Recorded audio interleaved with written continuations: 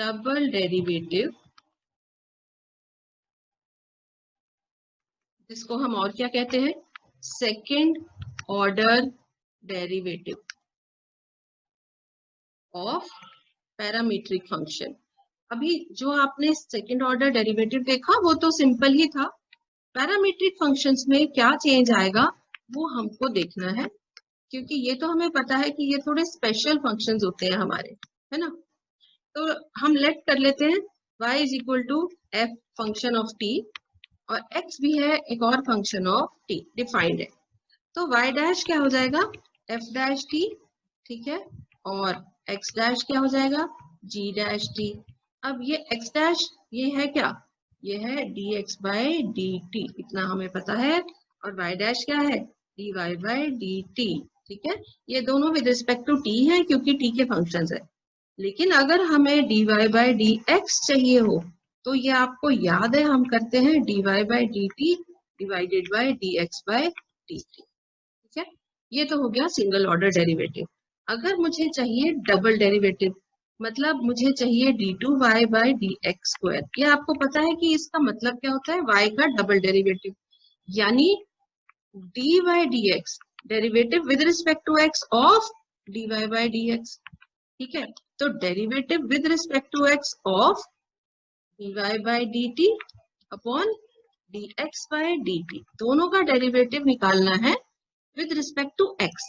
अब मजे की बात फिर वही है कि ये दोनों क्या है, फंक्शंस ऑफ t है।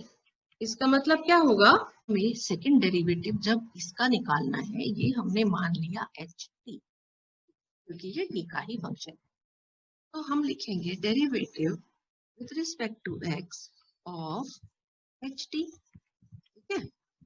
लेकिन फंक्शन तो ये t के वेरिएबल में आ रहा है, हम derivative with respect to x निकालना चाहें तो याद करो चेन रूल, हम क्या लिख पाएंगे, h डैश t, वो तो हो गया इसका डेरिवेटिव।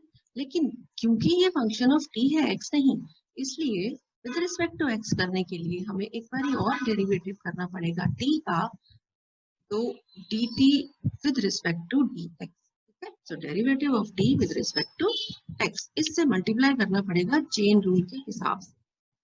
इसका क्या मतलब हुआ बच्चों, देखो, तो सेकंड डेरिवेटिव हमारे लिए हो गया d2y, ये डेरिवेटिव y का है विद रिस्पेक्ट टू x, तो d2y बाय dx को है सेकंड ऑर्डर डेरिवेटिव।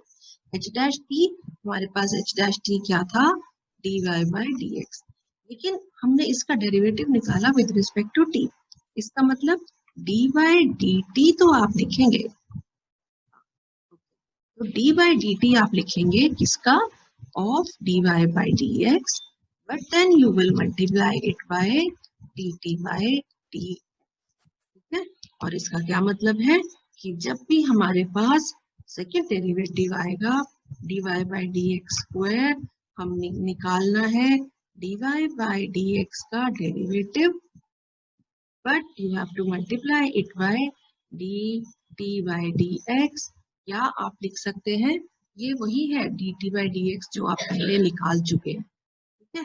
तो या तो आप लिख सकते हैं इसको अपॉन dx by dt, या आप लिख सकते हैं multiplied by dt by dx, तो या इसको इस तरह लिख लीजिए या multiplied by dt by dx लिख लीजिए, ठीक है। तो ये रिमेम्बर कीजिए कि ये वही है जो आप पहले यहाँ पर फाइंड आउट कर चुके होते हैं, कुछ नया नहीं निकालना। लेकिन इस फॉर्मूले से आपको ये डबल डेरिवेटिव मिलेगा, this is something which you have to be very careful of. सिर्फ इसी का एक डेरिवेटिव और निकाल देने से आंसर नहीं आएगा, why, because of the chain rule. इस फॉर्मूले को समझने के लिए हम एक क्वेश्चन ले लेते हैं, पैरामीट्रिक फॉर्म में ही लेंगे, तो ले लेते हैं, चलिए x is equal to at and let us say y is equal to at cube, ठीक है, okay, and the question is find the value of d2y by dx square, okay। So पहले तो फर्स्ट डेरिवेटिव निकालना होगा, so let us start the solution।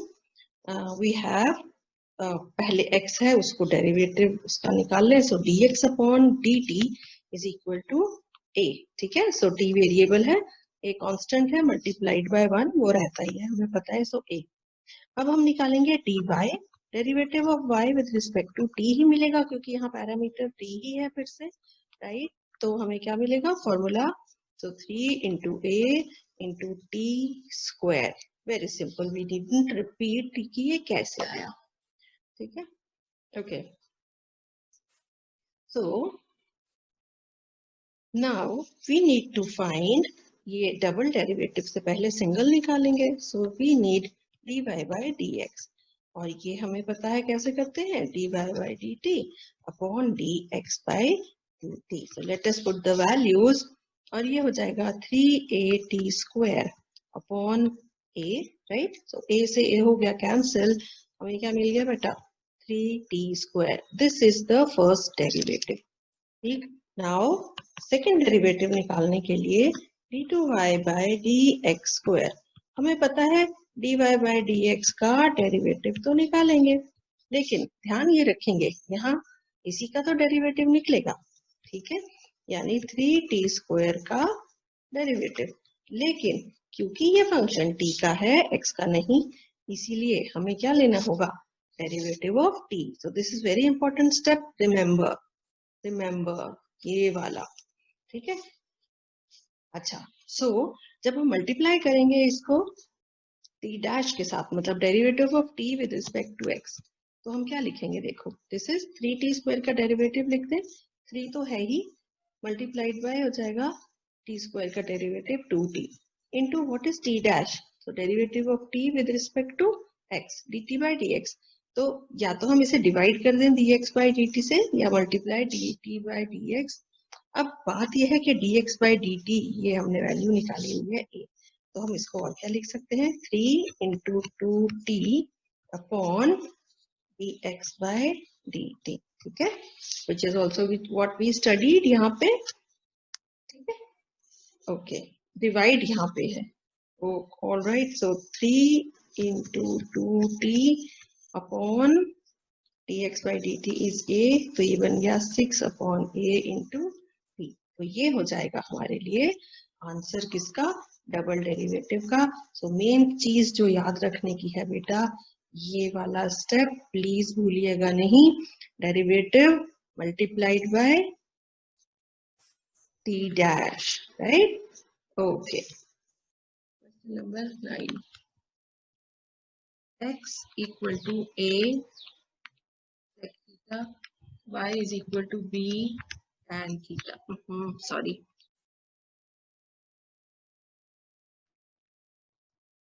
Okay, now this is fine. तो फिर हमें क्या निकालना है, सबसे पहले dx by d थीटा जो वेरिएबल दिया होगा उसी पे से निकालेंगे, राइट।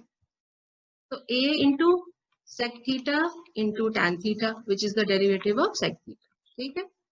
अच्छा, अब dy by d थीटा निकालेंगे, b कांस्टेंट है वो तो वही का वही रहेगा, बताइए अब tan थीटा का derivative secant square theta, fine, we are good. dy by dx निकालेंगे, हमें पता है dy by d theta whole upon dx by d theta, so let us see what is dy by d theta, ये term ऊपर पहले कौन सी आएगी, ध्यान से लिखेंगे, upon a sec theta into tan theta, ठीक है। अब क्या क्या कैंसिल हो रहा है, एक एक sec theta, अब हम इसको कैसे लिख देंगे, ऊपर बचा है b के साथ sec theta, तो मैं नीचे लिख दूंगी cos theta, और साथ में नीचे a तो है ही।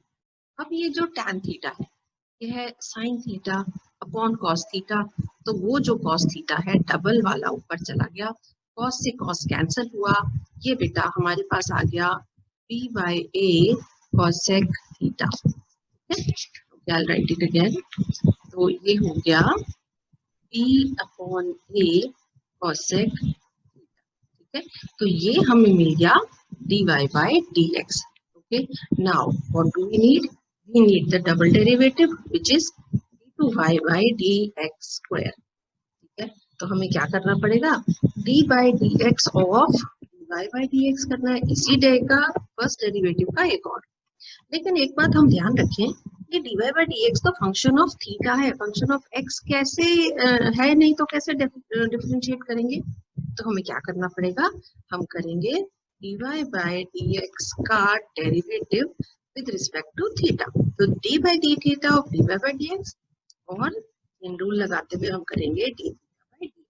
यही पढ़ा था हमने कि डबल डेरिवेटिव निकालेंगे उसी पैरामीटर के रिस्पेक्ट में जिसमें ये फंक्शन है, जैसे यहाँ पर है थीटा, और फिर उसी थीटा को, उसी पैरामीटर को विद रिस्पेक्ट टू x एक बार और डिफरेंशिएट कर देंगे। So fine, so this implies the second derivative d2y by dx square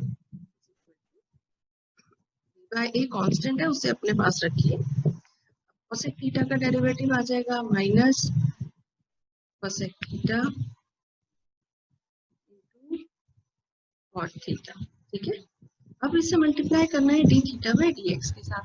D theta by D X से मल्टीप्लाई करें या हम डिवाइड कर दें D X by D theta से, वो आपको पता ही कर सकते हैं। तो यहाँ मल्टीप्लाई के बजाय हम इसे डिवाइड कर देते हैं।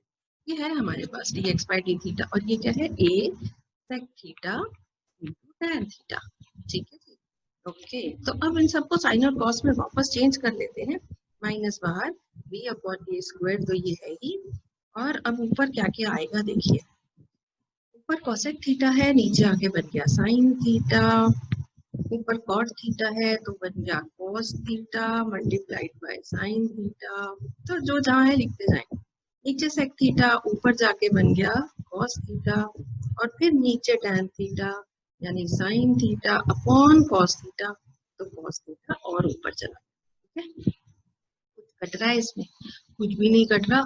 ऊपर कॉस क्यूब हो गया, नीचे साइन क्यूब हो गया, तो कॉस अपॉन साइन 3 बार, मतलब ये हमारे पास हो गया माइनस